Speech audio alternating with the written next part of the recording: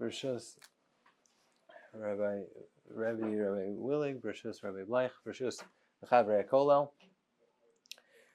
We're going to try to discuss the topics of waterfall distribution, preferred returns, preferred equity, some of those concepts, and what does the Halachipedia say about them. First of all, I'm going to describe briefly what they are a little bit. Then I'm going to get into the sugya as fast as I can into about iska and shutfus and halacha. And then finally bring a few loan documents and go through them a little bit in light of what we learned to decide whether it's us or mutter and how it could be fixed or tampered with to make it that would be kosher. Okay, so in the allotted time, we're going to try to move quickly. I'm going to share my screen just to show basically what these concepts are. And they become, I think, popular amongst Jews. Hold on, that's not what I want to. Because people are looking for different ways of investing their money in ways that are on the spectrum safer, but still give them back a return more than what you'll get in the savings deposit or a CD or something like that. So these are the types of things I'm going to talk about. Waterfall distribution it's not its own type of investment. It's just a way of dividing money. They first divide money in an order where they first give to investors, and then they're going to give as a waterfall. The waterfall is first they're filling up one bucket until it's full, and then they're filling up another bucket. After they deal with the capital or some sort of payment they're making to the investor, then they're going to give them their profit, their preferred return, or internal rate of return, like basically interest, and then they're going to give the manager his cut and so on and so forth. That's waterfall distribution, what the word means. Common stock is just, maybe it's ownership, maybe it's not ownership, but it means someone usually gets dividends based on revenue. Voting rights, preferred stock is higher, so to speak, in the totem pole and getting paid out if they liquidate. Preferred stock, someone who owns those gets paid before the common stock, but they don't get any voting rights, and usually they get a fixed dividend as opposed to a common stock, which doesn't get. And preferred equity is more in like the private sector as opposed to a big publicly traded company, but it's similar in that no voting rights, but also gets a fixed determined dividend. And that much more problematic in Hilchos Ribbis, even if we'll figure out ways to matir some of the other things, waterfall distribution and preferred stock, preferred equity is going to be much more, even in the finance world, they consider it a hybrid between debt and equity, not just ownership, but actual debt. Why? Because it's a fixed return. Fixed return for your money, you put in money, and they say they're going to give you a preferred return on your equity that you have, even in case where there's no revenue. Okay, so that will be a major split between some of the other things. Without a shvua. Yes. No, and that may be there may be sometimes in places where preferred equity may be mutter, but it needs to be dealt with appropriately. Okay. Heteriska. Okay, I'm so to speak giving the chaburah without using heteriskas. Heteriskas would be able to solve and maybe solve more simply than regular loan agreements. Okay. Okay, so this is just in capital stack, just when you have a big traded company, whether it's private, public, you could have something that's dead, that pays the least amount, but it's very fixed, it's very specific, and until they're bankrupt, they have to pay every dollar. That's paid first, that's the top of the stack. It could be paid the least percentage, that's debt. Preferred equity is what we were talking about before, is that they're going to get perhaps a revenue, a fixed distribution, and then but they don't get voting rights and so on and so forth. Common equity, it's like stock or some other ownership. And then general partner ownership has to do, general partner means the manager, the sponsor, the person who's running it. Okay? This is what a waterfall distribution is in words, and we'll give a chart. Basically, it means there's different tiers. These are just examples. But first step is they want to return their investor capital on what they made. Make sure that they pay them back for what they invested. That's the first step. Now, there are a lot of different ways of cutting up a waterfall distribution. There's a million different types, but generally speaking, it's run something like this. The first tier is to make sure that all the money that they're bringing in is going to go 100% of their revenue. We'll make sure to cover their capital. Then we'll make sure to cover their preferred return. Let's say it would be 7%, sometimes 8%, 9%, somewhere in that range. And afterwards, then they're going to give the revenue to the sponsor, to the manager, the person who's doing the work. As part of his incentive is if he does a good job, he's going to be able to cover the basis of paying everybody's capital, plus he'll be able to pay their preferred return, and then he'll make some money on it. That's what he's looking for. Carried interest is, again, it comes out, the sponsor, this manager, is going to end up getting a percentage of the company, an equity into the company. That's carried interest. The word interest there does not mean ribis, it means stake, percentage owned. Okay, this is just diagrams of the same thing of sometimes we return the capital, then preferred returns, that's the interest back to the investors, then catch up is we switch turns and we give back the manager, we give him a chance to catch up to get paid for what his job was. And then the remaining distributions, liquidation, is the last step. This picture on the bottom right is just as time goes on, sometimes capital is being paid back, or even if it's not being paid back, the distribution of capital events changes over time. The manager is, let's say the blue in this picture, is making more money over time. The first, he's making 5%, a very small, and 5.95. But after some time, after they bump it up to step 2, tier 2, he's going to be making more on the higher revenues, making 15%, from 5% to 15% to 25% to 35%. Okay, that's, as time goes on, he's hoping to make more money. Okay, just the way to think of this as a mashal, if they're trying to collect $50 million of investments, so what they're saying is the manager might put up his own $2 million and he gets 24 other people to put up $2 million or something more or less. And then as they're making money, they're going to pay off everybody their capital, and then they're going to pay them off their preferred return.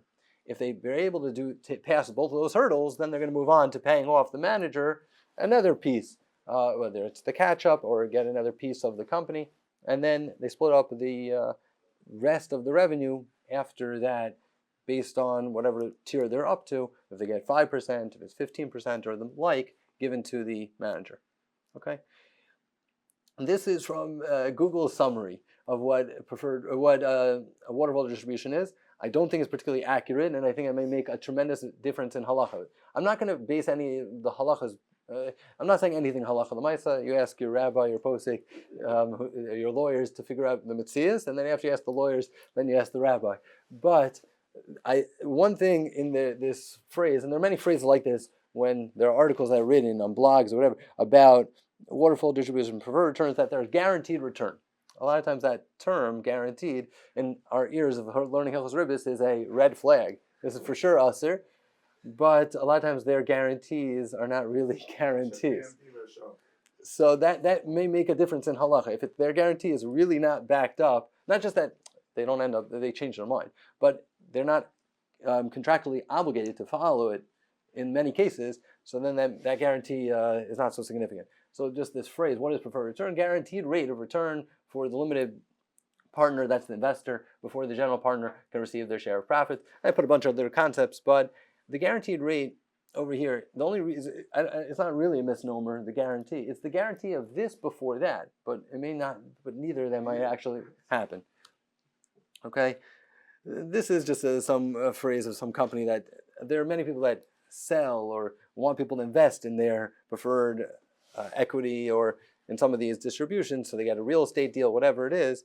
So they write it that if the investor knows that they'll receive a set return, regardless of the performance of the asset, provide a level of comfort that'll lead to an increased investment activity. I don't think that's particularly accurate either. I don't think this is a set return, regardless of how it's performed. Forgive my ignorance, but it sounds like the famous word of Ross Barnum Bailey, "There's a sucker born every minute." Yes. So if you're ever going to invest in these, don't take the catchphrases that people say about them. It may be deeper than that. Contractually agree, it guarantees payment priority. I think if you highlight the word priority, I think it's accurate. If you don't, then it's inaccurate.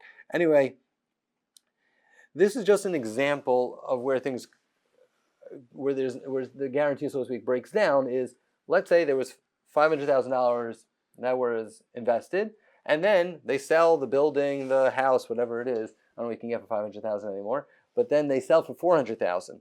So they would pay the preferred return. In this particular case, they were drawing out preferred return, which was $20,000 first, and then whatever's left of the not returned capital, which was, in this case, they owe $500,000, but they can't pay $500,000, but they'll pay $380,000. So the person ends up losing He invested 500,000. He ends up getting 400,000. That's very easy possibility. If the investment was a poor or bad investment, it doesn't have to make any money. Now, this is not the same thing as bankruptcy, in my understanding. This is contractual. This is part of their agreement. This Legally enforceable. Yes, very legally enforceable. Nothing, everything to do with the loan document, not just having to do with bankruptcy laws. The loan documents do not refer to bankruptcy laws. They don't need to in this. That's a different parsha. Okay, now we're getting to the halacha, and we're going to then come back to the loan documents, open them up, and we'll think about them. This is where Shutfus begins, one of the sources. There's another copy of this if anybody wants the Makoros, or I sent them out. The Gemara in Ksubos, Sadi Gimel Amud Aleph, tells us, Amar Shmuel Shnaim Sheitil Lekizem, one of them at a time, Schar La'amsa, if two people invest, even though they invested different amounts, they split the profit. Amar Rabbi Mistaber Milta Shmuel makes a lot of sense, but short Lacharisha, Om Lacharisha. If it was necessary for both people to contribute in order for the animal to plow, otherwise you can't have an animal that you own a leg, you own an arm, it doesn't plow very well. You have to own the whole animal, has to be alive. It can't be cut in half in order to plow, and therefore we should split the profit. But if you're going to cut the cow in half, we're going to slaughter the cow, so then perhaps I should get whatever I put in. I put in whatever, a third of the money for this cow, so I should get a third of the Avarim of the limbs of the cow, or I should get the money, a third of the money that we were able to sell this cow l'tvicha. Rav Hamnuna disagrees. No, we always split it down the middle, irrelevant of the amount of money they put in, irrelevant of the purpose of the buying of the cow. Rashi doesn't comment on Rav Hamnuna, but he's commenting on Rabbah, and I think he gives a hint. I'm going to base on what he said, go a step further than what Rashi is saying, but Rashi does say what within the svara of Rabbah, what he was trying to tell us basically is, we went into the deal thinking we're going to split it evenly, and that's why in Rabbah's understanding, when I went into this, I was planning on doing l'charisha, and then we switched and we were going to make it l'tvicha. When I went in, I knew I was going to split it evenly because you need two people to be party to make an animal plow. However, when I switched to making l'tvicha, now it's dividable, now it's fungible, now you could take the profit from it. Still, I continue with the same assumptions I came in from. I walked into this using the assumption, adaita, to shutfis, that I'm going to be nachis, I'm going to come in using the assumption that I'm going to switch, that I'm going to split it evenly. Based on Rashi, it's not directly in Rashi, but I think it's much more enforced in the Ramban, Ritva, that what drives this sugya very much has to do with das. A person enters a shutfis with a certain understanding that you're going to split things. And even Rav Hamnuna was also working with that. Now, there could be a lot of motivations and reasons why this might be true, but therefore it's not surprising, let's say the Rambam is going to write, all these things are kol fi tanai. If you'll make it tanai otherwise, explicitly, I don't want to split it evenly, so we're not going to split it evenly. Whatever your tanai is, it's all tali and das.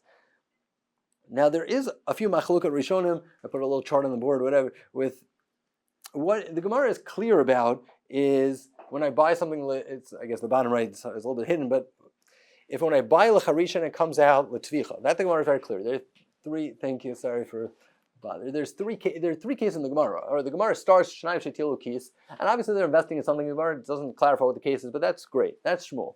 The next two cases are what Rabbi and Rav Hamnuna argue about. What the Rishonim is talk about, what if it was bought l'tvicha, and we end up doing tvicha? We knew from the beginning to the very end, and it's not explicit in the Gemara.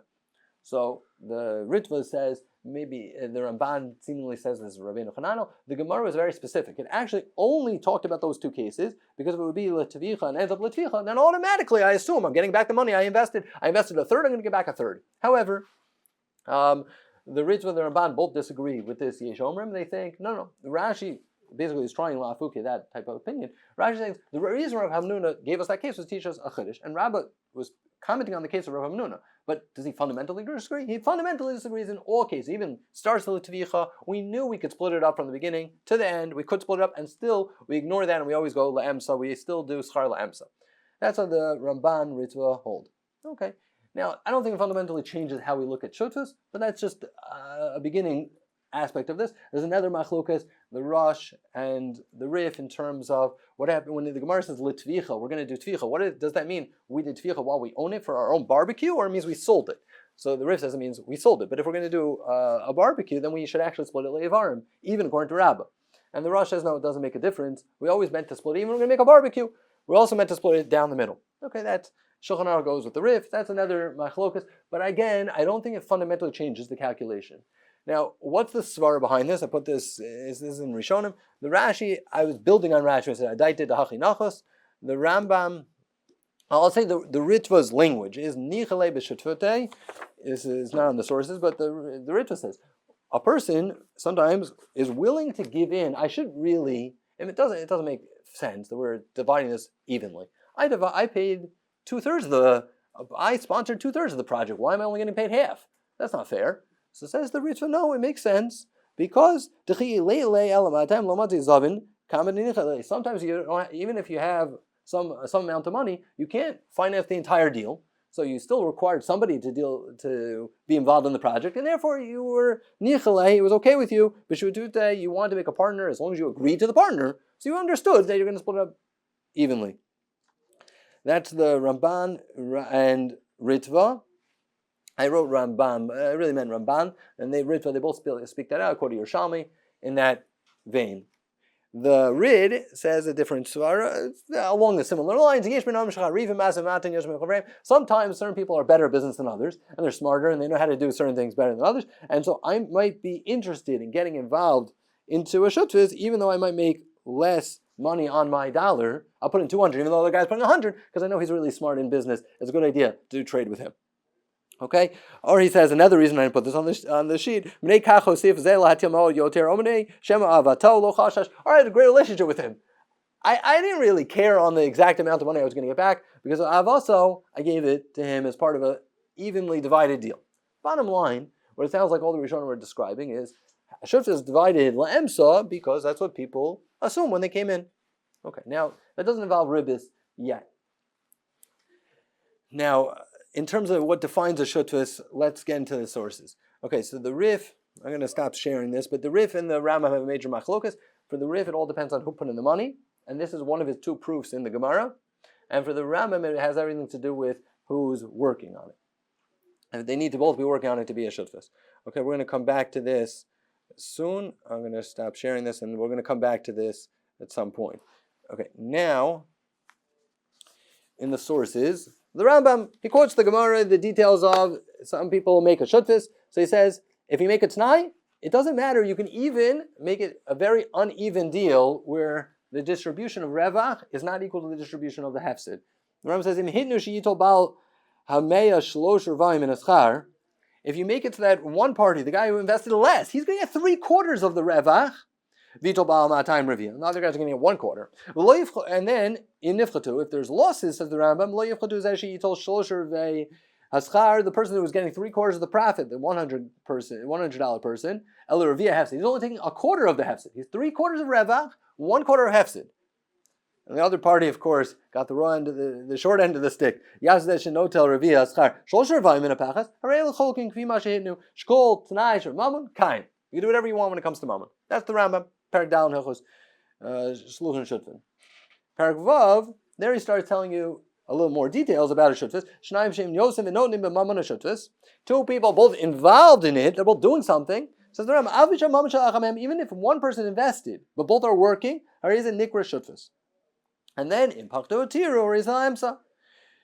If there's only one person working, then even though the money belongs to both of them, that's called a shutfis. That's called an iska of the Gemara, and then we have to deal with the rules of make sure it cannot be carved l'schar.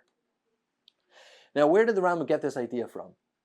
The Rambam's shutfis, the Rif has two proofs. One of them is the Gemara Ksubas, that a shutfis is when both people put in money. Another one is Rabbi Elazar Agronia. And there, in the Rabbi Elazar Agronia story, it sounded like one person's working, the iska. And the Gemara in Ksubas didn't say anything about two people working. So where did the Rambam have this idea that shutfis is two people working? It could be as many other sources that I don't really know. But I'll tell you, a svara, he was probably trying to distinguish between, well, it could be Rabbi Elazar Agroni, when we'll come back to that sugya, he may have a proof for his shita. But put that aside. It just could be a svara. He was trying to distinguish between iska and shutfis. The Rif noted that the Gemara in Ksubas doesn't mention you have to pay schar tircha. Iska, of course, You can't make a chenven, you can't make someone to work in your store unless you pay him schar tircha. Okay, schar malo mazono. You have to make sure to pay for any time you have an iska. You have to pay a fair price for his work. Okay, and you could pay schar tircha, schar betela, as we do, a dinar even sometimes in the beginning. Wonderful. The Ram says, but in the Gemara in Ksubas it doesn't say that you have to pay anything. Shnaim shetilu kis, they both invested. It works out very nice. As schar lam, so you don't have to pay anything. What's the difference? The Rif says. The difference is this is called a shutfas, not an iska. And what defines is they both put in money. The Rambam thought maybe that wasn't mistaber. Just because they both put in money shouldn't fundamentally change it from an iska. Still, it could be if one person's working, one person's not working. He's working for free. Why is he working for me? Now, the Rif I think is going to have answers. We have an answer, but he might not. The Rambam may have thought misvari. It's very difficult to explain why it's different than iska. Why should a shutfas be any different? He's working for free on my portion. I should have to pay him. It must be that we're both working. Now there's a great svar. When we're both working in a shutfus, the Ram says, sometimes people don't make the same salary. You're getting one salary, I'm getting a different salary. So that doesn't bother the Rambam. There's no schar tircha. The schar tircha is both have sweat equity. They're both involved because they're both putting in work. Great. So that could be what drove the Ram. It could be some other svar. Bottom line, that is the shita of the Rambam. It has to be both working. The shita regards to quote a shut harif, and the Rif says no, it has to be that it doesn't have to be they're both working. He only have to have that they both put in money, okay? And his proof is Rabbi Lazmi Agronia, which I'll explain hopefully soon. But that's the shita of the Rif. The Rif in the Tshuva or in the shita of Gebetza only actually mentions in terms of Rib is schar tircha. You don't have to pay schar tircha. That's very clear. As long as you have mamon b'karen, you don't have to pay schar tircha. He doesn't actually say you could distribute the ravachim hefsedim however you want. He doesn't say anything about that. The Shari Shvuos, which is from the grandson of the Rif. It's not actually the Rif, even though the Beis Yosef quotes it as the Rif. He says something that's much closer to this concept. He says there are two types of shuttas, and he mentions one of them is chibur mamon b'mamon. When people join forces with money, that's called a shuttas. When chibur mamon in malacha, one person working, one person sponsoring with money, that's called iska. But in terms of shuttas, chibur mamon, ben jiaska shem mamon, ben jiaska echal levado alkol, yasazel ezekfi atnai. You can follow your stipulations. Chutz ma'ashas Torah. Now this line didn't make it into the Achronim. That's in the Shari Shvuos. It wasn't quoted. Many, I'm sure, had the Shari Shvuos. Most people didn't quote this. They quote rather what the Beis Yosef quotes from the Smag from the Shari Shvuos, which doesn't have this line. I'll just quote the Smag for a moment. It's on the source going to the next page. Zion. There, the Smag actually says. Anybody put money into it, one person working, it's a kari esek, it's not an esek, el shituf. So they can split up however they want. Wonderful. This is going to be the penicillin, this is going to solve all our problems. Many of the things we were talking about before could be a shutfis. Both people put in money. If you hold like the Smag and the Rif, not everything, but maybe we're going to be able to solve all our problems. And then we can matter many of the things we talked about. However, inside the Shari Shvuos, it doesn't exactly say mishum ribis, and you can make a tanai kfisha yirtzu. Rather, he writes you can make a tanai, and anything that you make a tanai it works. But chutz mashasar Torah she'emakayim shum tanai. You can't make anything where a tanai doesn't work. I'll pay the Torah. I feel like kinyan yon ribis. You can't make a tanai that would include ribis. Now. Okay, of course, the Smag Mustama quoted the Shari Shvuos. First of all, in the Smag inside, it doesn't actually say he quoted the Shari Shvuos. He just writes language which the footnotes on the Smag says it's similar to the Shari Shvuos. So it could be he's adding on his own svara, or it could be this is what he thought made sense in the Shari Shvuos. Or it doesn't really matter whether he's saying it on his own or he's saying it in the name of the Shari Shvuos. Bottom line, the Smag hold you're allowed to make a t'nai, and we're not chosh mishum ribis at all. And the Sharim doesn't make it as clear as far as you can go. He says you can't make it tonight that would be ribbis. So it seems like on the ribbis is not off of the horizon. It's shaykh to have a shutfis and still come to ribbis according to the Sharim. Okay. The Mechaber doesn't actually doesn't tell you a psak on this. He leaves it out. The Ramah writes in Khan. He says kol echad no tell mos. That's when we talk about iska when one person put in money.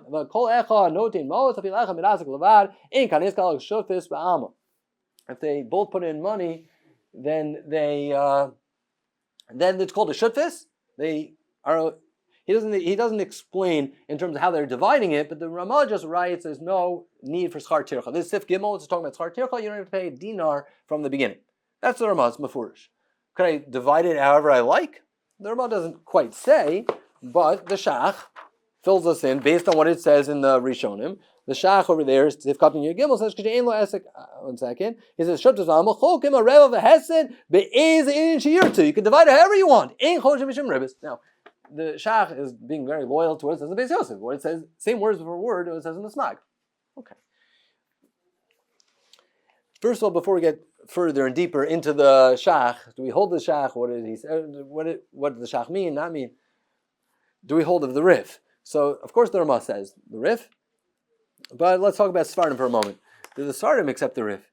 So the Chida writes, look, the Rambam says not, it disagrees with the Rif, and the Maram Jalanti, again, it was a Rishon Letzia in the 1500s in Yerushalayim.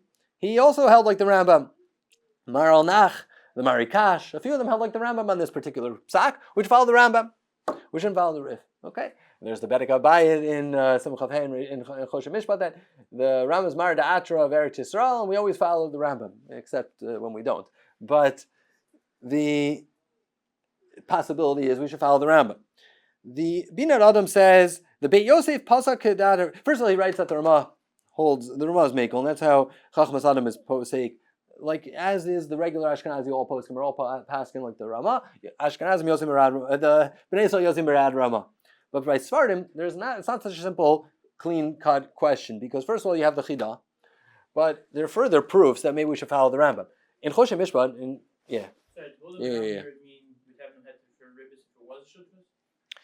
Okay. No. Okay, so it may, if you have both working, then I'm back to the same kulas. The Rambam, well, so it could be even big kula. And exactly, it may even be a bigger kula. So holding the Rambam may not be trouble. But it may still be a problem. It just depends on the case we're talking about. If it's only one person working, one person not working, which a lot of these cases are. You're open to both be working and you still have Yes, that I'm very open to, and in fact, I think that's correct. That'll be correct. But I meant the following: that if only one person's working, one person's not working, that for the Rif that's called a Shutfus, and if you say the way the Smag and the Shach all learn that Ein Choshim Mishim Ribis. So the Rambam, I assume, would not hold of that kula when only one person's working. If the Rambam doesn't call that an iska, he calls that an iska, not a. And we'd follow the regular rules of iska. Well, all the dinim of iska, you can't make har of the schar, so on and so forth. So in Choshen Mishpat Kovayin Vav, said, hey, the Mechaber there quotes in Dinei Shutfis like the Rambam. Shnayim and Osav and Otanin. It's pretty meduyak there that he holds like the Rambam. The Gra, the Mefarshim there note that. Another diuk is that the Gra makes a ha'ara that. The Mechaber is talking about Schar Tircha, and he gives you a kula about Aris. Imayam in Asik Ariso, Haylo Esek Acher, Inshar Lalo Schar Acher Klal. If you have an Aris, a sharecropper working for you, don't need to pay him at all. If he's working for you and he has an Esek Acher. Usually Esek Acher is a different job, he's working, I'm paying him to work for my job, I have to pay him a dinar, or a motor shlish. Over here, I don't have to pay him as an Aris, I don't have to pay him anything. If he's doing Esek Acher. Where did that come from? Says the Gra, well, this is the way the Rambam led the Gemara by Rabbi Elazar Agronia. Rabbi Elazar Agronia, Samach Tanim and Alf goes as follows, that the Aris of Rabbi Elazar was working for him as part of an Iska. So, in the beginning, they split Ravachim 50-50, except the head. Rabbi Elazar gave the worker, the sharecropper, the whole head. And his wife heard about this and said, wow, there's a great deal, you should become a shutaf with Rabbi Elazar, he pays you well. So he made a shutaf with him in the next cow. And then, when they were splitting it up, they split the tail, and Rabbi said, okay, let's split the head. I said, wait a minute, last time you gave me the whole head. How come you're not giving me as much as I got last time? So said Rabbi Elazar Agronia, last time I had to pay you, Schar Tircha was because that was an iska. And if I didn't pay you, it would be ribbis. I would pay for your tircha. But over here, now that you're shutaf and I, we're shutafim, I don't need to pay you for Schar Tircha. Then the Gemara says, but now you're working for free. And the Gemara says, an aris is mishabed to the balakarka, the aris is mishuba. So what it sounds like is, and let's say, wait, Rashi sounds like he's learning the Gemara. Oh, we'll talk about other Rishonim in one moment. But the way that the Rambam learned the Gemara is, we're talking about Schar Tircha, and there's a special kula cut out for aris, which is usually you have to pay somebody, even if he has another job, alongside what he's working. But if he's an aris, he has tangential benefits based on what he's doing. I'm sorry to interrupt. The sound doesn't seem to be working for any of us online. Oh, one sec. I can do the sound from my. Oh no, I can't.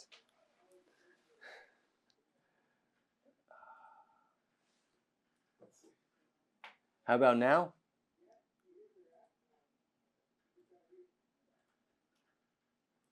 Could you hear us now?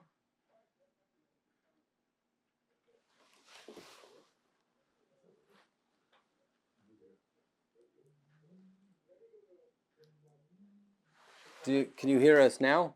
Yes. How about now? Yes, now we hear you. That's better. Thank you. Yes, Shakach. Okay, we're just explaining the machlokas and how to learn the sugya relazmi agronia. The story is in Samach Tanam and Aleph, where the Aris originally was paid the head of the cow because he was in schar. That was his schar tircha for working for Belazar, and then when he became a shutaf, he didn't pay him at all. He paid him splitting the profits, but he didn't actually pay him a schar tircha on top of the splitting of the profits. And for the way the Gra understood, it's explicit in the Rif. That is one of the proofs of the Rif. Whenever you have a shutaf, you don't need to pay schar tircha because they both have a stake in the matter, so you don't have to pay him any schar tircha. He's working for himself, and that's justified. It's not the same as gvil l'torah, where he has other cows on the side of the cow that he's working for. Here, minei ubei, in the same exact animal that he's working, and it's a shutaf. They split the money equally invested. You don't have to pay any schar tircha. That's how the Rif learned the Gemara. The Smag learned the Gemara. The Rambam learned the Gemara differently. He learned the Gemara saying that you should have to pay for the tircha. Once he's a shutaf, then you could pay him. Once he's a shutaf, that's why he didn't have to give him the whole head. But he still said, why aren't you paying me for the tircha? That was the next question the Gemara. He said, because the aris is meshubad to the balakarka. Once he's meshubad to the balakarka, he's getting benefits of being part of the field. That is his schar tircha. So the Rambam learns the sugya comes out, even an aris in theory would need to be paid, except since as part of the deal it's understood that the aris is getting benefits, he doesn't need to get any other pay. So basically for the Rambam, aris is a specific kula in schar tircha, but for the Rif, this is a gigantic kula in all of Shutfim. All Shutfim you don't need to pay. The Beis Yosef asked the question, where did the Rif see this in the Gemara, his opinion, that whenever you have a shutaf, you don't need to pay schar tircha, because the Gemara seems to ask that. That's the very next question in the Gemara. Or am I not paying him for his tircha? And the Gemara gives some answer, similar like the Rambam. So the Beis Yosef understood the beginning of the Gemara was talking about ribbis. Once it's a shutaf, there's no more ribbis. And the Gemara's next question answer was all about gezel. Maybe he's working for me for free, and I had a worker, and I didn't pay my worker. That's Oshek. No. Says the Gemara, no, he's Meshuba to work for the Balakarka, so therefore I don't have to pay for the Aris. Bottom line, according to the Graz, what the Graz notes very carefully, there's no source in the Gemara for the Kula of Shutfis, according to the Rambam. The Rif's Kula was learned from the same Gemara that the Rambam learned a different Kula from. So it's very shaykh that they won't agree with each other. For the Rambam, the Gran, Yud Gimel says, on Sif Beis, the end of Sif Beis, he says, the Rambam's Kula is from Rav Lazmi Agroni. Aval Tur lo Katav Kain V'chein Shar Poskim Mefarshik Be'er Rashi Shutav Ein Tar Litain Schar Klal King Katav Smag V'zeh Shekatzav B'Hagah. And that's what the Ramah says. The Gra doesn't tie the bow and say the Ramah writes this and the Mechaber doesn't, but it very strongly hints to this, which is the Rambam's Kula makes it so that there's no source for the Ramah's Kula about Shutfim. Now, is it possible? It's possible in Svara he could have held of it, but there's no reason to have to say it. That's another proof. The other place is in Av Karocha. I put this in the source, the Yud Aleph. And another one is a great diuk in Sif Chav Dalid, when the Mechaber is talking more dinamiska, and it tells you can't be mitzaref the Karen and the Ravach together. Shtar mechuzai, and it's over there shutfis also. Lo yitain mo betort iska o shutfis. Why would I not be able to be mitzaref the Karen and the ribbis together? Well, because maybe he'll die. Maybe there'll be ribbis. Says the Chedushay Maharal Sins. The Maharal Sins says, what do you mean? There is no ribbis on Shuttis. He asked a stira, so he says, Bishmal for the Rambam. This is the Mechaber goes like the Rambam, so there could be. Now, the problem is, I'm not so excited even in that answer, because the Rambam has this exact language that the Mechaber is quoting in Sifchat Daled. It has both cases, Iska and Shutvis. And as I think is also going to be correct, the Rambam by a Shutvis also doesn't have ribbis. Just like if it'll be Shnayim, Nosim and Notim. Both people are working. for the Rambam, that's defined shutfus. They'll have the same kulos of Ein Choshim Moshe Ribbis that the Rif has from when he has a defined shutfus. If I'm correct in that, and I'm going to prove that soon, if that's correct, then what did the Mechaber say in Chesiv Chavdalid? It's in Parak Hey and Hilchos Mal Vevelovis. So I'm still up a creek. So that's why I'm going to give the rest of this year. There are other places where I think there are ribbis by shutim. I don't think it's exempt from ribbis. The last answer to the Maral Sins was or mishum drara de ribbis naguba. I'm not exactly sure what he means, but maybe it's similar to ribbis or it's like ribbis. I don't know exactly what he means, but maybe I'm going to say something similar to what his other answer is.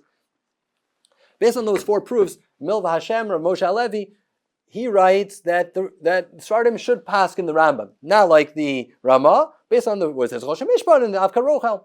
However, Rabbi Mazuz in the Biurim in the back over here, they argue otherwise. No, we always follow the Rif because Rov Rishonim follow the Rif. Who said like the Rif? The Smag and the Rif together. Okay, and they quoted a tshuva of Shiragon who says something similar. I looked it up, and he brings a raya from the very last line of Rav Elazar Agronia. He either had a different girsa or a totally different reading. That he says a shutuf doesn't have to pay, as it says in Aris is meshubad to the Baal Karka. It's amazing, but I don't know exactly how he read the Gemara. But it's certainly not the Beis Yosef's reading in the Gemara for the Sha'arim. Anyway, it says Rav Rishonim hold like this, we should follow like this. Okay, back and forth. I put on the source of the Ben Ish Chai and the next source. Ben Ish Chai really did think there was some reason to make. He said Minhag in Baghdad that they were making on this as also. Moving on. So Svardim are not necessarily out of the chase for this question. Okay, are there any caveats where shutfus, so to speak, breaks down, where it's not really shutfus, where we could, so to speak, pierce the shutfus veil? So I have the Marabach, who has a case, someone who invested 5 chavilos of istis, I have no idea what that is, with some of his friend, and he gave it 2.5 of them as like an iska, and 2.5 of them as a loan. 2.5 of them, and he sold to his friend, and he didn't make him pay. Sold to him on credit. So the Mekabel has 5 chavilos, 2 of them he bought, he didn't pay for them yet, and 2 of them are an iska. So then they dealt with the whole case, and the question of ribbis, and do you say it's a shutfus? If there's a shutfus here, well then it'll be no problem in ribbis. Says the Marabach, wait a minute. There's one person who put up all the money.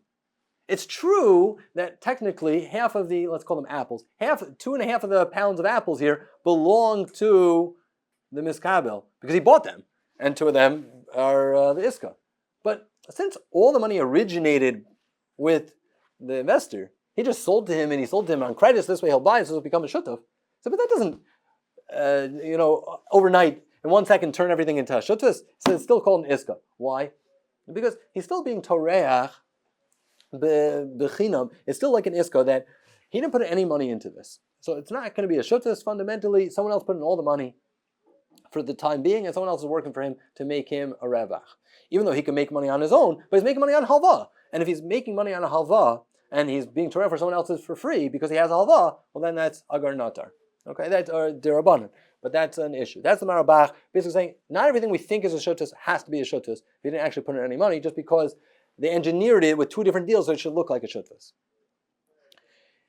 Now the bigger topic, we could spend an hour on the Rabbeinu Yeshaya, but I won't.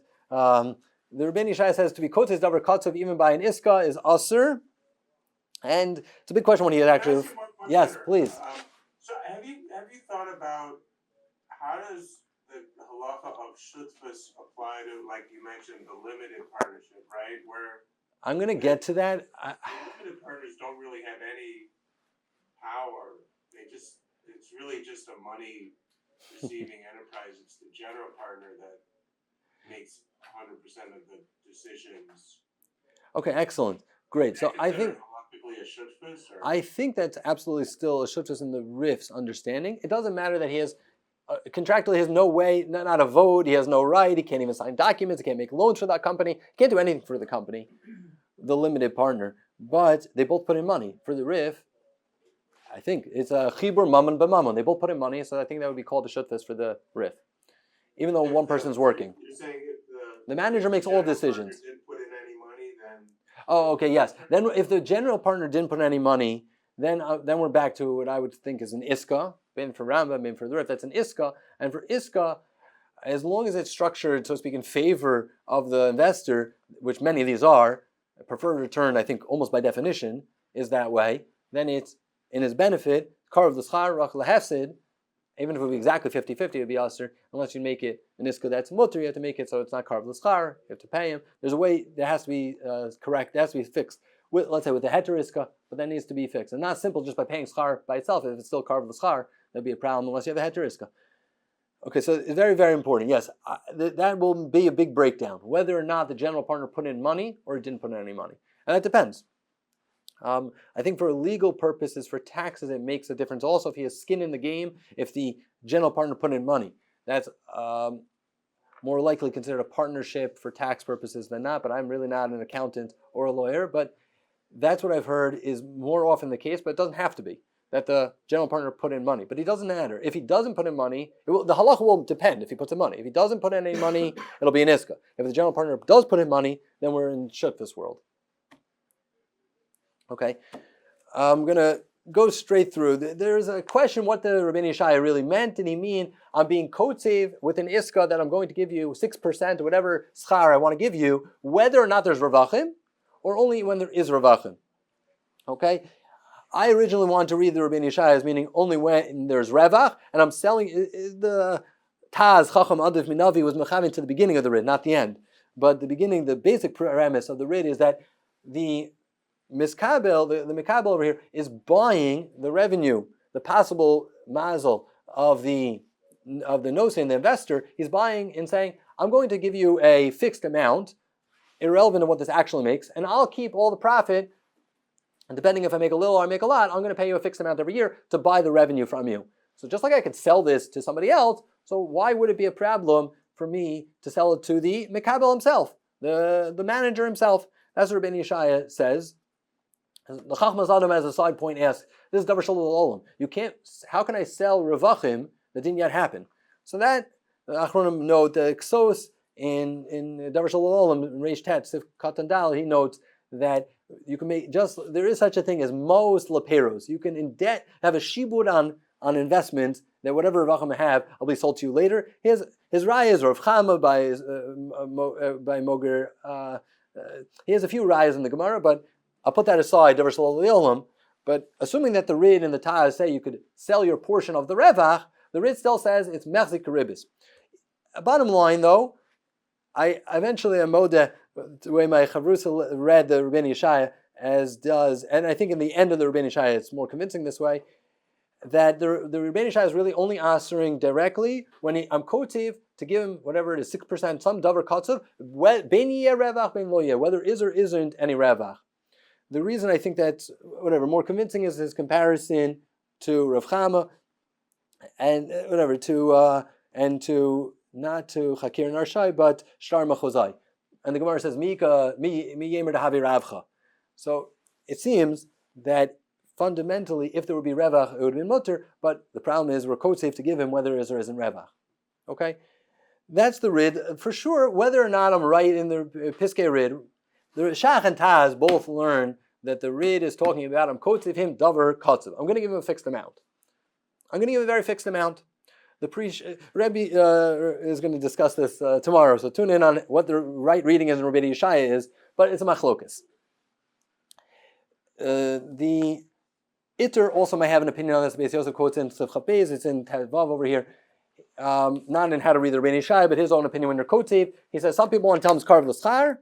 He says the iskas and nahog nowadays that people give money and then they say, I'm kotzev to give you a certain amount every year, and I'll believe you if you don't make that much money. So he says, some people want to tell me it's Karv L'Schar, and some people tell me it's mutter, and I think it's ribs ketutza. Okay, so it's according to the Beis Yosef. The Shulchan Aruch Harav, so to speak, summarizes these three opinions in Yud Ches. He says there's three opinions of when you're kotzev a davar by an iska. He says the one option is, I tell you, no matter what on your iska investment, I'm going to give you 6% a year, whether I make any money or make no money. That's usher. That's usher for the Taz. That's based on Mechzik Karibis. Is it Ribis Deraisa? No, it's still not Ribis Deraisa because by an iska it's really Pikadam. Okay, there might be other explanations, but fundamentally it's not a halva.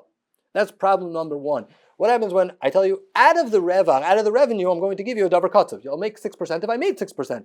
But if I didn't make 6%, I won't give it to you. And if I made more than 6%, I'm only going to give you 6%. That the Taz says is mutter, and that the Shulchan Aruch Rav thinks the minhag of Mamronos, the minhag is like that, and that's what the Taz says, and that's what this was in Nachal Shiva quote that the Maram Krakow had a Shtar Iska that included this type of Tanai, a Schar Katsuv. That was no problem. Though Shulchan Aruch Rav writes, some would argue this is a problem, and he's probably quoting the Sefer Itter. Okay, they think this is Machzik Karibis. Even though it's only coming from the revenue stream, the 6%. If I made 6% or more, I'm going to give you 6%. If I don't make that, I'm not going to give it to you. Still, it's usher because it looks like ribis. Not really ribis, but it looks like ribis. A different issue, a side issue, is the Taz in Chaf Aleph tells you never, in any heterisk, you can never be quoted anything because it looks like it's ribis. That the Shach and the Kuzak says that's not a problem. We don't actually hold like that. Shulchan Aruch is worried about that Taz, but if we hold like that, the Chachmas Adam Shar heteriska will be a problem. Many of our heteriskas will be a problem. So that's a separate issue. If we hold like that Taz, it would definitely put into problem many of our heteriskas, just because we're kotev a davar just on the outside, even if it's from Rebach, according to the Taz, because the whole shavua, it's a continual amount that continues. Let's say every year we're going to pay a certain amount. Okay, streamlining this, we have a Chavos Das. Chavos Das says, even though the Shach says, you can you can be Mechali, the Rebach, and the Hefsid. But am I allowed to make more achrayas, have the Mekabel, the manager, have a lot more achrayas than the Pasal Rebach he's going to get, or not? Says the Chavos Das, no, that would be Asr. Because once you give a lot of achrayas to the manager, what you're doing is making that part a milva. Achrayas means halva. That's why he's taking achrayas on this. If he takes full achrayas on that section of money, whatever section of money you're giving him, achrayas of hefsid, that section of money became a halva part. And now you're making him work for free for the halva part, and not going to rebach on that. That is again to the same problems that we always had in Iska of Karl Tzchar the hefsid. You're making him work for free. Or forget Karl Tzchar the hefsid. I'm making him work for free. So again here, even by Shutas is a problem. Basically, uneven distribution between the hefsid and the Ravachim for the Chavos Das is a problem even by Shutas. However, his grandson, the Chesed Avram, disagrees. He says that doesn't make sense. He says my grandfather, the Chavos Das, my grandfather couldn't have said that. It would be against the smag, and he wouldn't have said that against the smag. So obviously, what he meant is if he makes the following chiluk. If we have more time, we'd explain. Why is whatever? I'll do this slide after summary. He says fundamentally, it's only usher and you're paying me kiso from your own pocket. But if you're paying from the shutfis, there's no problem in even giving a lot of achrayas to the mikabel. There's no problem with that because fundamentally, an iska and shutfis has any problem of ribis. It doesn't matter how you divide it, like the Smag said. Okay, more time. The Darkei Tshuva likes this. The nephew of the Chesed Avram, the Eretz Tzvi, not from Ta'omim. He also passes like this. There are many achronim who go like this. The Minchas Yitzchak. We're talking about banks and credit unions where they do one loan for a different loan. If I lend money to them, then they're going to lend me money later. So Elveni Elvelcha. So he brings in, but we accepted the Chesed Avram, and if it's not paying me kiso, it's only me beso. And if it be a shutas, he says maybe whenever you, lend money to this bank, it's more similar to credit union, but whatever, to a bank, you're like a shutaf. So he wants to rely on that opinion. The Chagad Yamin really does like the argument of Chesed Avram. However, the Bris Yehuda really doesn't. He goes more with the Chavos Das. Right, Reisman goes with the Chavos Das. I put some in the Makars. I can give you any of the Makars. Basically, it's a machlokas poskim. The Torah's Ribbis quotes different opinions on this. That it's a machlokas. It's not a simple question. The Rabbi Mendel Menachem Rabbi Shafrin also quotes that the Chavos Das is machmir, not like the way the Chesed Avram understood him. Okay. There's a lot more in tshuvas like on this topic. Let me just bring out one more point, then we'll get to the loan documents. I wish I had time for the other 10 pages over here. Rosh Zalman Auerbach says, why don't we look at every person who put money in their savings deposit as a shutaf for the bank? And then you're allowed to get ribbis from a shutaf. So the fact that the savings account gives me 0.01%, whatever it is, it gives me is because maybe I'm a shutef. I gave money in the safety deposit. I gave money to the bank in my savings account. Now I'm a shutef with 1 million other people in the bank. And they're allowed to give revachim however they feel like the Shach said.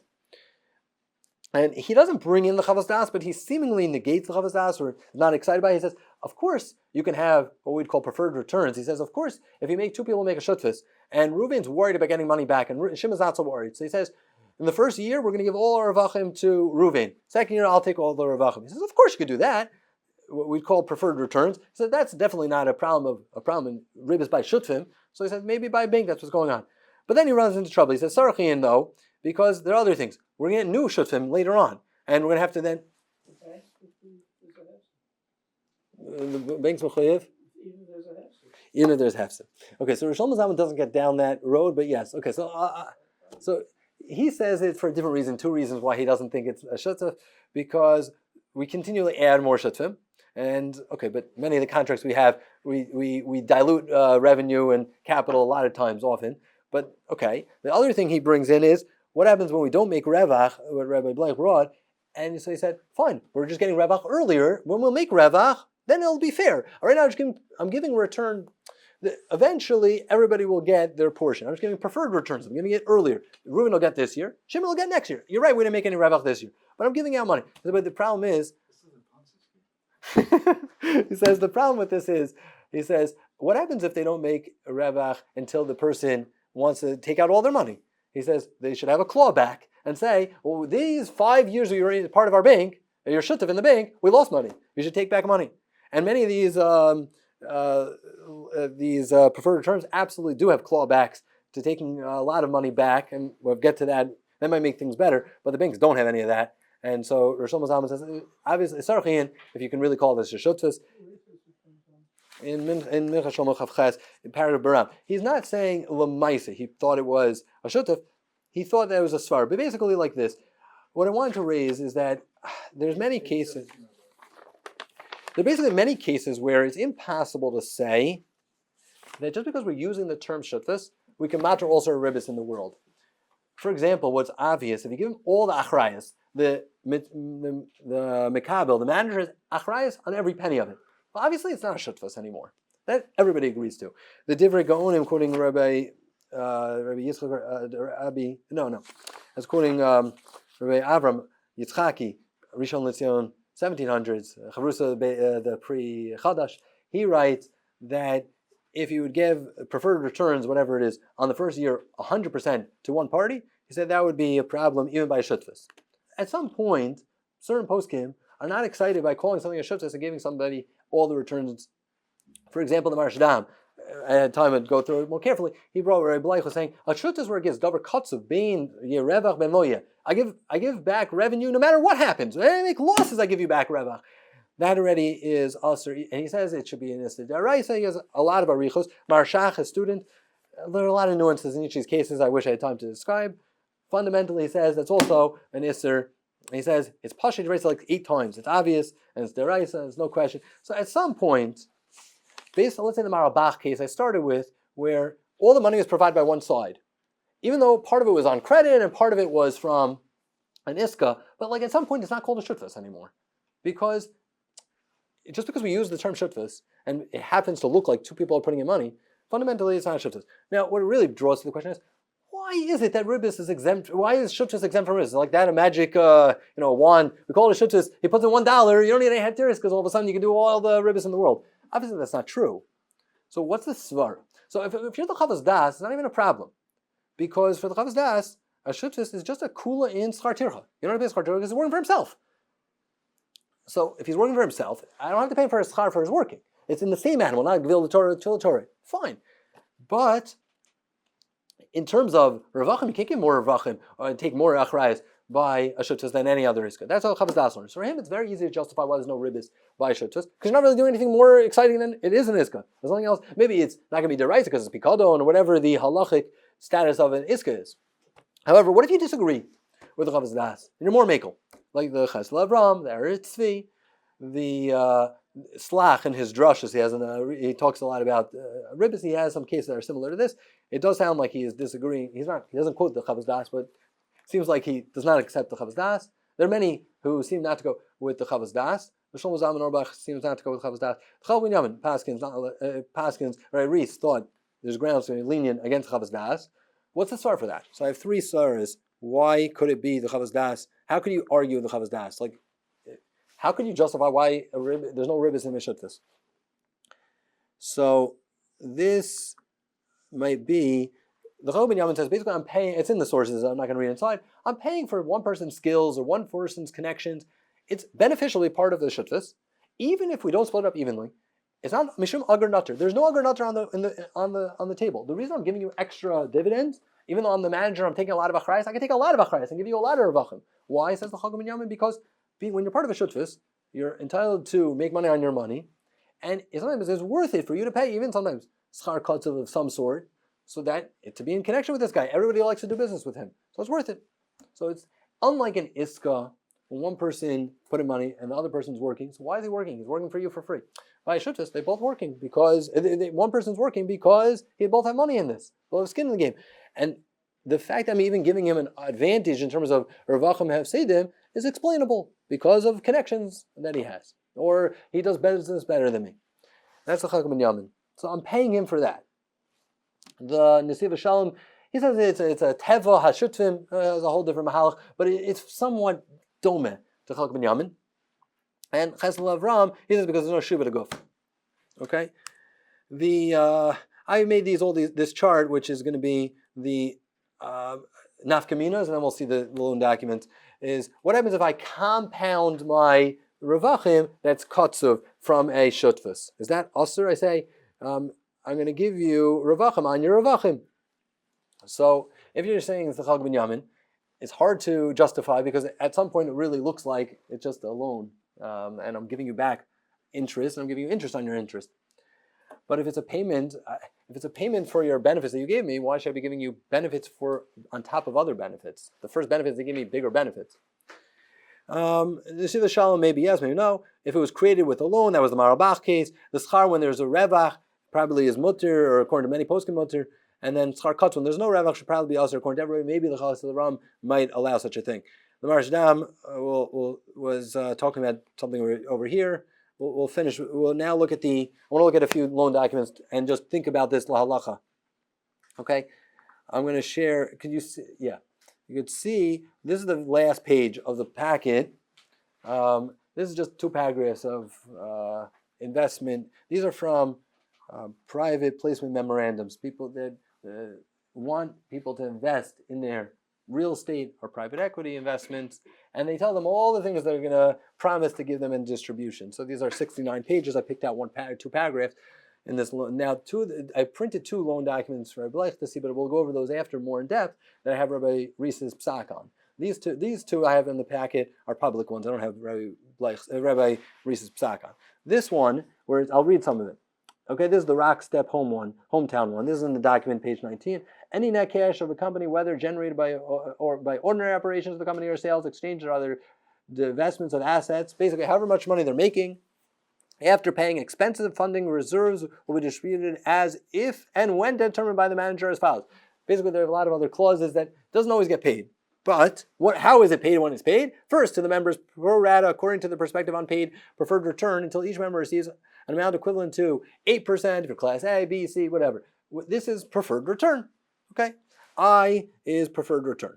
Okay, and does this accumulate? The answer is yes. The way they say is accruing on a cumulative, non-compounding basis. So they don't include compounding. If this year we don't make 8% or 9%, we're not going to give it to you. We'll give it to you next year. But did you lose all your money? Is it gone forever? No, it's not gone forever. It's cumulative. It'll accrue for next year. We'll pay it to you next year. But are we compounding it? No, we're not going to compound it. So this agreement, and then they have other people they give to. The promote holder is the manager. Okay, that's his incentive to make money, and then afterwards they split it according to equity, and that changes, according to the tier. Basically, based on what I was learning until now, if this is a shutfus, where both people, the general partner and the limited partner put in something, then this is like a schar kosuf from Ravachim, which it could be the Chavas Das would not like this, but many Achronim would allow. In terms of schar kosuf, in terms of the other makoros, The Tashbet's quote is being Mekel, the Radbaz is Machmir, and there's many other opinions in between. The Marishdam was Marshach, Aser, but they're only Aser Schar Kotzev ben Revach, ben Yeh, ben Loyeh. But if it was only I'll give you when there is Revach, it's Mutter, according to the Marishdam and Marshach. So even though it could be some Aser, the Bris Yehuda thinks Marishdam Aser is even then. The Chag ben Yamin, I think, more accurately reads the Marishdam as saying he would match in that case. So Rav Reis and Chag ben Yamin thought there is reason to match this type of agreement. Now, Rav Reis noted, and there are other problems.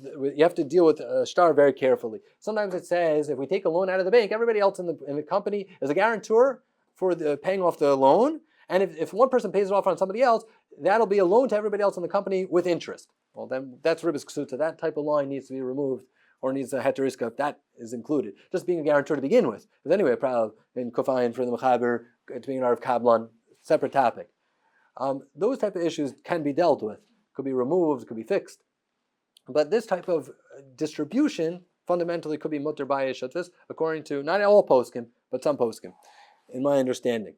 The second one I had over here was preferred return, the Worcester one. First, from any distributable cash, members will receive a preferred return from their contributed but unreturned capital on their quarterly basis, according to their respective positive capital account balances. The preferred return is not guaranteed, meaning that the preferred return will not be paid in any particular quarter if one does not have sufficient cash available to pay it, as determined by the manager in sole discretion.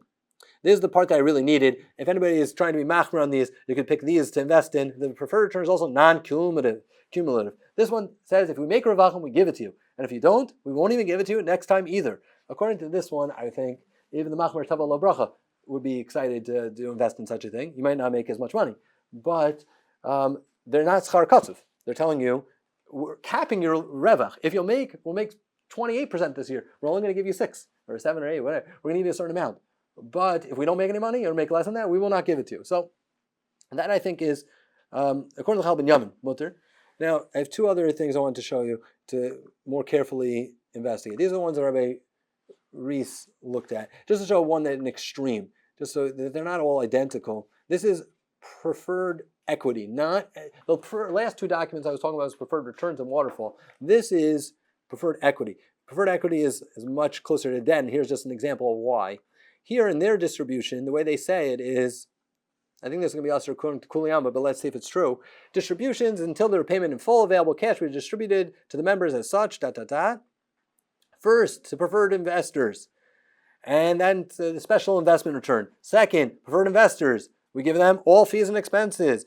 Third, to preferred investors have received all accrued and unpaid preferred investment return. Basically, we're making sure we pay our investors capital, preferred return, and any other expenses that they have. And let's say we can't make it. Next paragraph, preferred return, investment return. To the extent that's insufficient available cash on any distribution date, any monthly payment of the accrued. So first of all, it accrues. It continues till next time. So it's not non-cumulative, it is cumulative. But further, then it's going to be paid with such, and then it continues, common members shall, as commencing of the next distribution date, make a contribution to the company. They can ask any other common member of their company to have to make a capital call to pay the company, to pay off the preferred returns of these preferred equity investors. So they are guaranteeing that they're making, even if there's no revach ever, not from the beginning to the end, they're going to then call up some of our members and say, please give us money so then we can pay off Ploni Almoni so he can get his investment return. Certainly for a hefset. What? And certainly there's a hefset. And certainly for a hefset. So on this one, I don't think there's mekilim. I think this is a problem. It didn't come on the screen. All right, one second. Let me show you what I was reading. But this is the document. This is the document I was just reading from over here, is the preferred equity one. Those I would generally think is going to be usser for a Jew and Jew getting involved with, depending on the particular case. But this case, I thought was for sure usser, without a question. These are 2 other cases, Waterfall 1 and 3 I have over here. It doesn't, it shows them. These are the ones that are Reis read. And he made a chiluk between the 2 of them. These are both operating agreements of real estate investments, both with Waterfall distributions. And if I had time, I'd go through like 10 different things and they have in them, but let's just go to the main thing. in terms of schar tircha, they often do include some sort of management fee. This one's 4% of revenue is going to be given to him. That's before anything else. So the manager often does make money. If they made any money, the manager gets some fee. That's for schar tircha. In terms of distribution, available cash. Liam Metzger, who helped me go through a lot of these things, he called this one more Hamish, just the way this was structured and set up. But it says over here, how are we going to distribute it? First, to members of unpaid preferred returns, pro rata in proportion to their unpaid preferred returns until their unpaid preferred returns are reduced to zero. So basically, we're going to pay them for the preferred return. Second, to members who have unreturned capital. They reverse the order of some of the things that we've seen before, but it doesn't really make a difference. Paying the return, then the capital, it's all the same for this part. And then thereafter, 25%, 75%. Okay, let me just look carefully where they define preferred return. In the second page over here, preferred return to any member, whatever, 6% per annum, not so aggressive, cumulative but not compounded. Okay, so that is,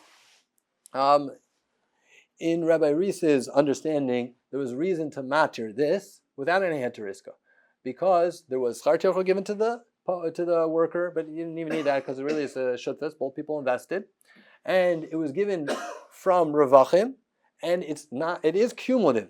If it was non-compounded, wonderful. This is not compounded. This is cumulative. So it's not the machmirim in the Chagam Yamin, but there is the mekilim because it's given from Ravachim. We promise to give you 6%. This year we make no ravach. We're not going to give it this year. We're going to give you next year 12%. 6 years from this year and 6 from last year.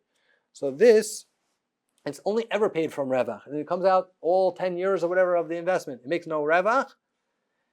Then they won't have to pay it. That sounds okay.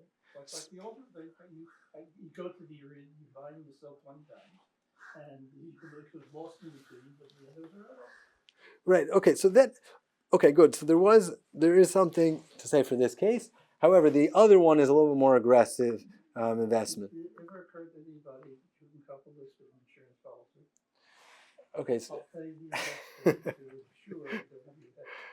I'm sure someone has thought. I'm sure someone has thought of it. The market for preferred equity in the Jewish world is. There's a lot of people, a lot of Jews in this business, preferred stock.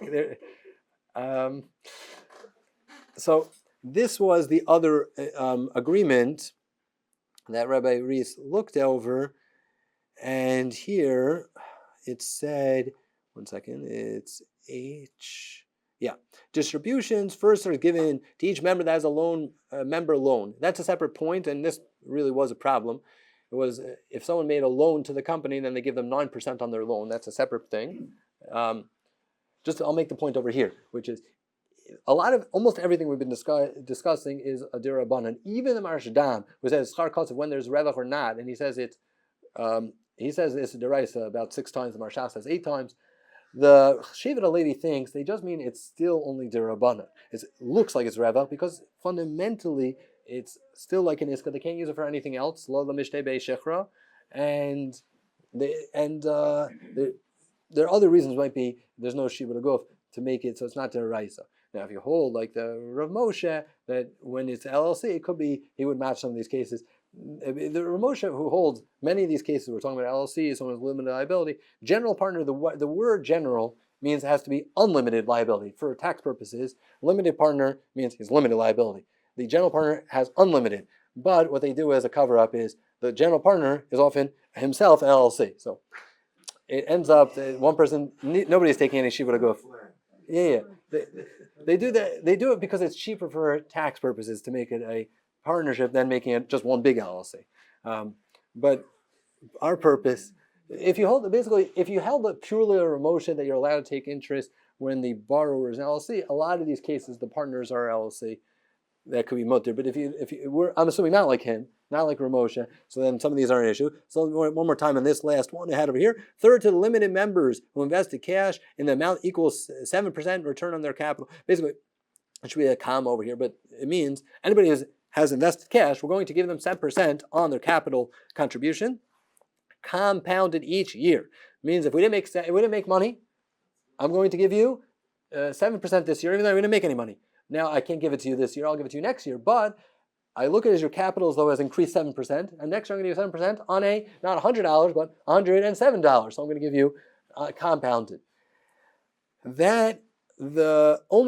So Rabbi Reese thought he wanted to make a chiluk between unpaid amount shall accrue.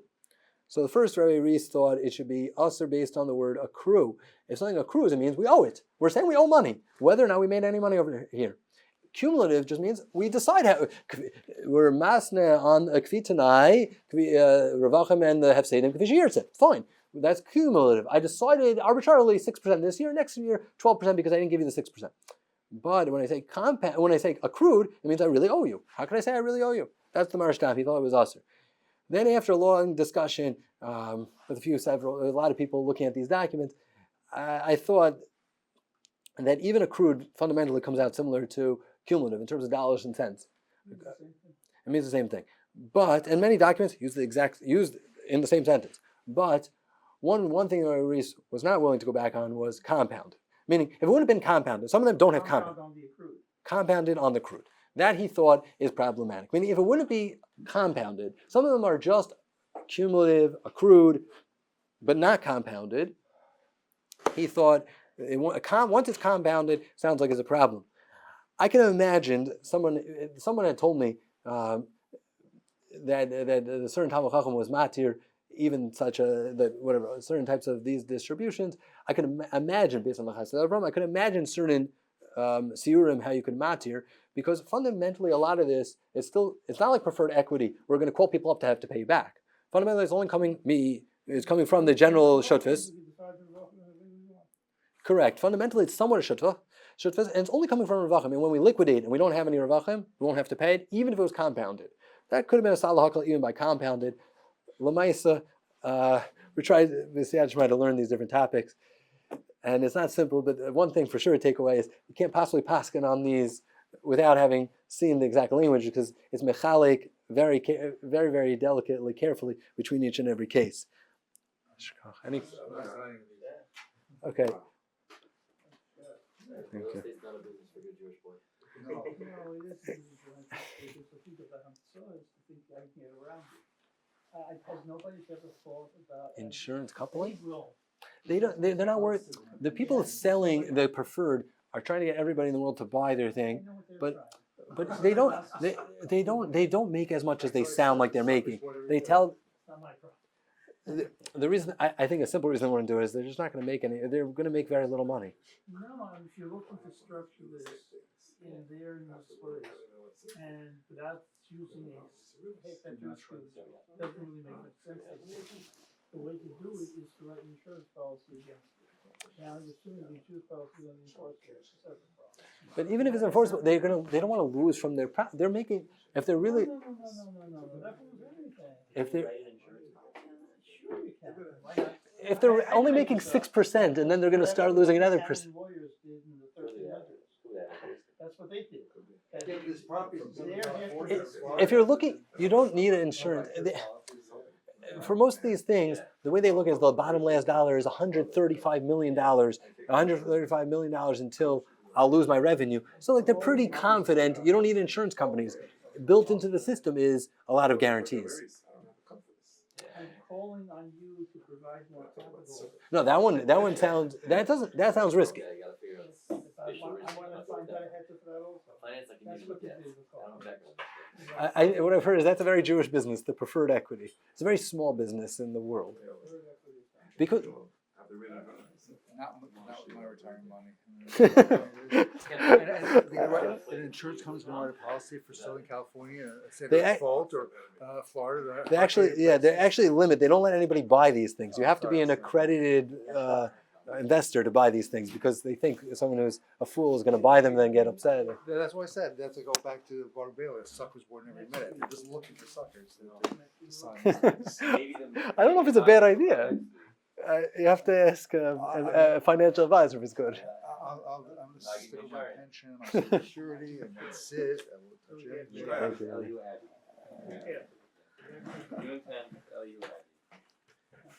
Okay. All right, this is the thing. Yeah. All right, thank you, Rick. Thank you. All right. We didn't get to everything. Okay. We started the conversation. Okay. Good. What do you think about those documents? They look pretty boilerplate to me. We had that for showing a 68-page one. This was 18 or 19 pages. So these were short. Yeah, they do. Nothing new. I didn't read every line, but it seemed to me that standard was. But does Rebbe think that there's reason to not here? For a little bit, I don't know if it's sold up yet, but we That have. was when I was showing them. Oh, that's it. Okay. Limited liability corporation, that doesn't mean anything to me. And they're doing whatever they're doing, capitalist response. If it's not written properly, I'll show you how to fix it. No, I was assuming they're written properly. I wasn't asking they set the law. I was asking, yeah. It's not, I mean, probably, it's probably no big problem here. Kamal Laufer thought these are all us here. He What? thought, Kamal Laufer, he said, RIETS is looking from a law perspective. He said, but we get to the heart of what they're really doing is they're giving you interest. They call it interest. They call it a return. The risk is really interesting. That's a harama. It's Except the real ones. Real ones we don't have anymore. But this is no more of harama than the other harama. This is not a real harama. In fact, it's probably better than some of the others. There is risk. If you really understand it, there's There's never risk. I risk. Oh, I'm not, let's say I missed something without reading it, but I'm never going to have to pay even Mala the Hefsid. Yes, the manager doesn't have to pay a penny to the Mali. So, It's only if there's gross negligence to the company and identify That's- You're mazik, you're That's mazik. mazik. Masochist guy. But basically, they free him from any other. It's a shame. Yes. Like a pattern for Shkishu, In So, this, in is that this a one, sham? it actually has a line. We will not charge any interest on any account. It was written by Joe. But that I don't We know. won't charge Rebbe as long as they call something Well, else. yes, I don't know if that matters, but just. Yes, they have to It Rebbe. sounds to me as if it's blood kosher. What's wrong here? All right, Because I I thought I should have someone brought told this morning. Colin. Say, why do we have to risk? We can have the Revach. It's called Revach. Then it's much. I'll try to. Oh, I didn't read the base Havad. They said all preferred equity is aser, but they understood it as ben yeh ben lo yeh, and depend if that's the case. That's not what it's supposed to be.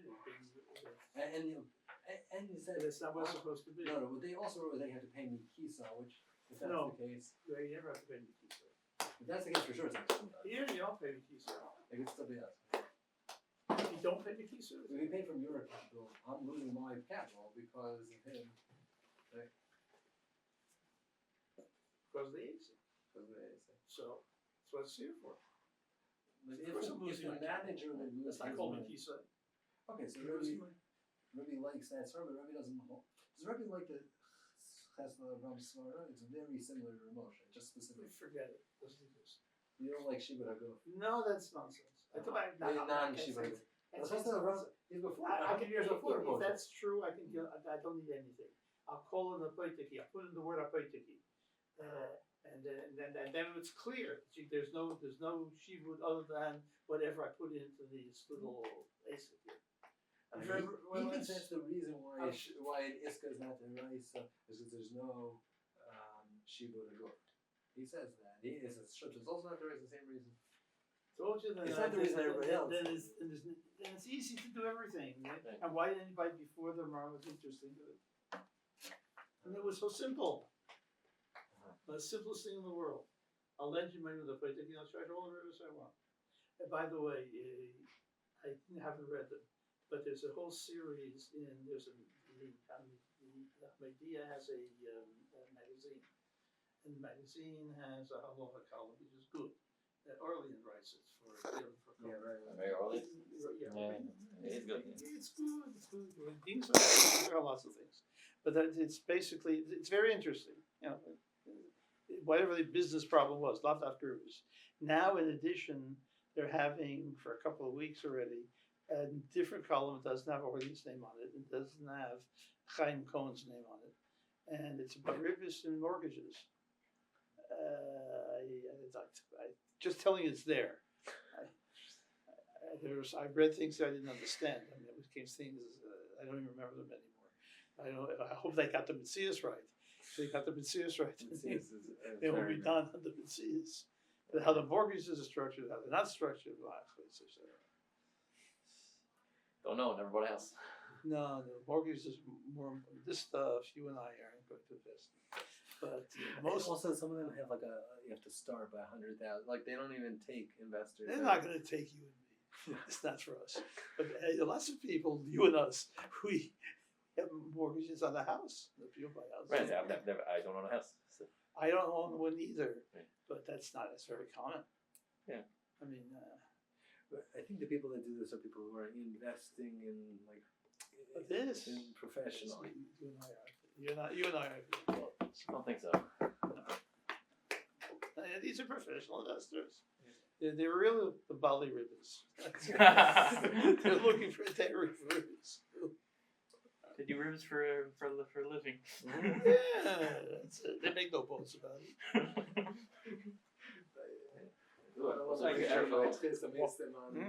I want to wager my Tchias on. No, but maybe had to gomer. Yeah. There's the rivers this mutter. That maybe is the issue though. Yeah, I'll sell on the domain. But most of these are dirham on them, so that makes it tighter there. Thanks, Rebbe. The basic. Thanks, Isn't that not the Yeah. problem when it comes to the we want?